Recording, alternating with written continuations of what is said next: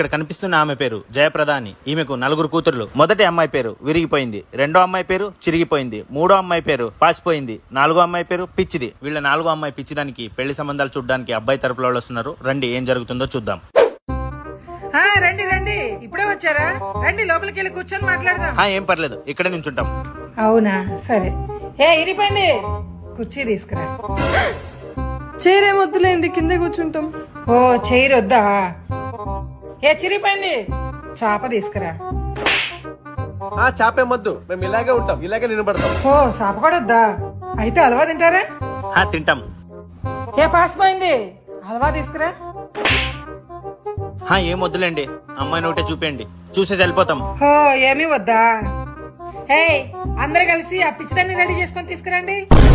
పిచ్చిదా? రే పిచ్చిదా, రండి వెళ్ళిపోదాం. పదరా.